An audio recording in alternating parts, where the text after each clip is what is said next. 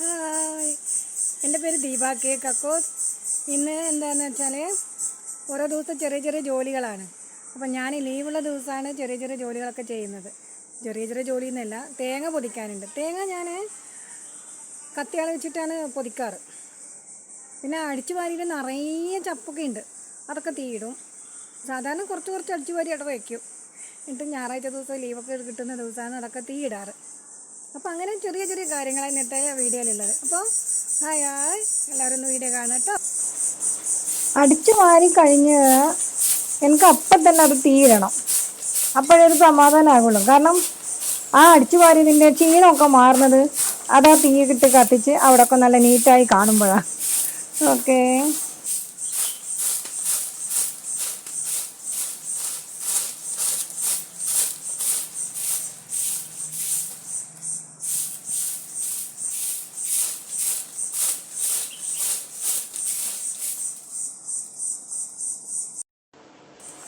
തേങ്ങ പൊതിക്കൽ പരിപാടിയാണ്. ഞാനും കത്തിയാളില്ലേ, നമ്മളങ്ങനെയല്ലേ പറയാ, കൊടുവാള്, അത് വെച്ചിട്ടാണ് തേങ്ങ ഉരിക്കാറ്. ഒരു ട്രിപ്പിന് തന്നെ 2, 3, 4 ഒക്കെ ഉരിച്ചു വയ്ക്കും, പിന്നെ പ്രശ്നമില്ലല്ലോ. പിന്നെ ആണെങ്കിൽ എനിക്ക് അതിപ്പോൾ വേറൊരു ടൈപ്പ് സാധനം ഉണ്ട് തേങ്ങ പൊതിക്കണത്, അത് എനിക്ക് പേടിയാണ്. അത് 2 തവണ പ്രശ്നമായിരുന്നു. ഞാനത് വെച്ചിട്ടേ പൊതിക്കുന്നതൊക്കെ ശരിയാവുന്നില്ല. പിന്നെന്താ, തേങ്ങ പൊതിച്ച് കഴിഞ്ഞാൽ ഇച്ചിരി പ്രയാസമാണ്. പച്ച തേങ്ങ ആയതുകൊണ്ടേ പൊതിച്ച് കഴിഞ്ഞാൽ ഇച്ചിരി അതിൻ്റെ വെട്ടി അതിൻ്റെ ഒത്തിരി വെള്ളം കുടിച്ചു കഴിഞ്ഞാൽ ആ തേങ്ങ പൊതിച്ചതിൻ്റെ ക്ഷീണമൊക്കെ മാറിക്കിട്ടും. അതാണ് പരിപാടി. എപ്പോഴും അങ്ങനെ തന്നെയാണ്.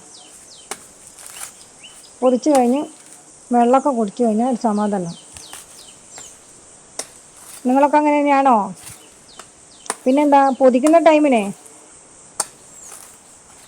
അത് ഇനി അടുത്തതും പൊതിക്കണ്ടേ എന്നുള്ള ഒറ്റ ചിന്തയാണ്. കാരണം പച്ച തേങ്ങയുണ്ട്, ഉണക്ക തേങ്ങയുണ്ട്. വെച്ചിത് ലേറ്റായതാണ്. അപ്പോൾ പച്ചയാകുമ്പം ആദ്യം പച്ച തേങ്ങ പൊതിച്ചാലേ നല്ല ടേസ്റ്റ് വെള്ളം ഉണ്ടാവും. കുറച്ച് ചള്ള് തേങ്ങയാണ്, അത് നമ്മൾ അങ്ങനെ പറയാം. അധികം മൂപ്പില്ലാതെ നല്ല വെള്ളം കുടിക്കാം. ഒന്നാമത് ചൂട് സമയത്തെ നല്ല ടേസ്റ്റി വെള്ളം. ഓക്കേ, അപ്പം അങ്ങനെ തേങ്ങ പൊതിക്കൽ കഴിഞ്ഞിട്ട് വെള്ളവും കുടിച്ചു കഴിഞ്ഞാൽ ആ ക്ഷീണം അങ്ങ് തീരും. അതാണ് എൻ്റെ പരിപാടി.